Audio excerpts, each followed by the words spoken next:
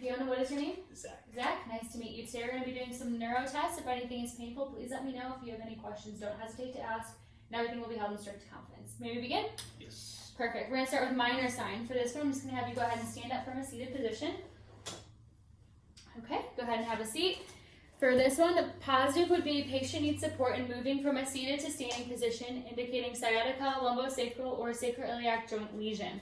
The next test is the belt test. For this one, you're going to be standing, and you're going to move up a little bit because I'm going to be holding your hips from the back. Just going to stand to the side, and then you're just going to go and touch your toes. Okay. And then the next one for this is I'm just going to restrict one side like this, and then go ahead and touch your toes again. Okay. And for this one, positive would be low back pain, indicating pain while bending with sacrum stabilized and unstabilized, which is lumbar involvement. And then pain during sacrum non-stabilized bending, and no pain during sacrum stabilized bending is pelvic involvement.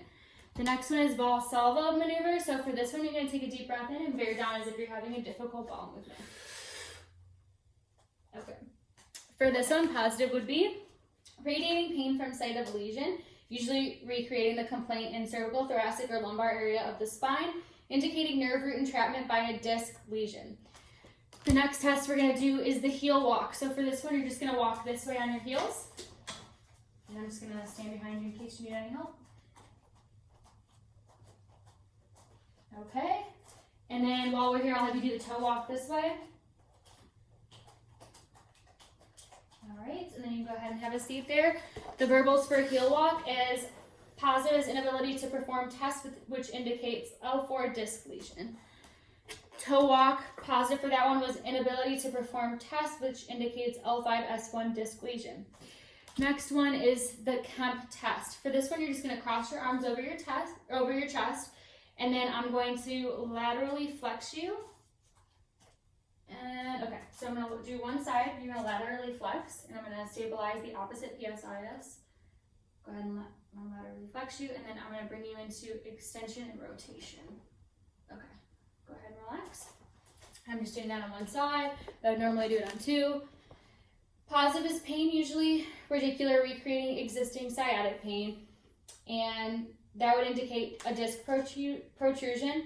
Medial disc protrusion will be positive as patient leans away from side of pain. Lateral disc protrusion will be positive as patient leans into the side of pain. The second positive is local pain, which indicates localized pain may indicate lumbar spasm or facet capsulitis. The next is a straight leg raiser. So you're going to go ahead and go on your back. And then I'm going to bring your leg, just have your leg straight. And to this one, I'm just going to bring your leg up to the point of pain. And I would normally do this on both sides. You can stay on your back for the rest of the test. For this one, positive is radiating pain and or dull posterior thigh pain, which indicates sciatic radiculopathy or tight hamstrings. Positive between 35 to 70 degrees is possible discogenic sciatic radiculopathy. Greater than 70 degrees is tight hamstrings. For the next one, we're going to do Braggart test. So for this one, I'm going to do the same thing I did with the straight leg raiser. But I'm going to bring the leg down 15 to 20 degrees and dorsiflex the foot. So I'm going to bring it back up again. And then down and dorsiflex the foot. And then for this one, the positive is radiating pain and or dull posterior thigh pain, which indicates sciatic radiculopathy. Sacard sign is similar. I'm going to do the same thing, but I'm just going to dorsiflex the big toe. I'm going to do it on this side. This time, bring this up. And down, and then dorsiflex the toe. And then the positive for this one is posterior thigh and leg pain, which indicates sciatic radiculopathy. Next is the Linder test. For this, I'm just going to, you're going to stay on your back, and I'm going to flex your neck.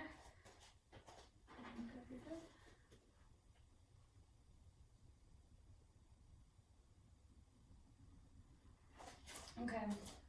For this one, the positive is pain in posterior thigh or leg, which indicates sciatic radiculopathy. The next one is the Turin test. For this, you're going to stay on your back, and I'm just going to dorsiflex the big toe. Normally we would do that on both sides. Positive is pain in posterior thigh, which indicates sciatic radiculopathy. The next is the well leg raise test, which is where we just raise the leg, similar to the straight leg raiser. So I'm gonna bring this up and back down. For this one, positive is pain down affected leg, which indicates medial disc protrusion, and another positive is decrease in pain down affected leg, which indicates lateral disc protrusion. The next one is the femoral nerve traction test. So this is the one where you're going to go on your side, Zach, and face the camera. You're going to bring your arm underneath your head for support. You're bringing your knee, and bend the top knee here, stabilize the hip, and I would bring it. What? Yeah, that's fine. Yeah. Like this. Okay, now I normally do this on both sides. The positive for this is pain on the anterior portion of the thigh, which indicates traction on the femoral nerve, indicating involvement of the second, third, and fourth lumbar nerve roots. The next one is the Tenel foot sign. If you could go on your back for this one, and then tap behind the medial malleolus.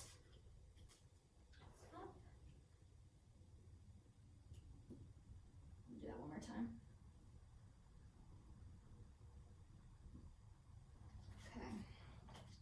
For this one, the positive would be paresthesia radiating into the foot, which indicates tarsal tunnel syndrome. And the last test is the Morton test. So for this, I'm just going to apply pressure on the metatarsal heads.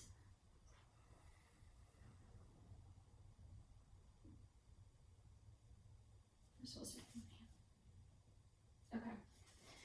And positive for this one is sharp pain in the forefoot, which indicates metatarsalgia or neuroma, usually the third and fourth metatarsal interspaces.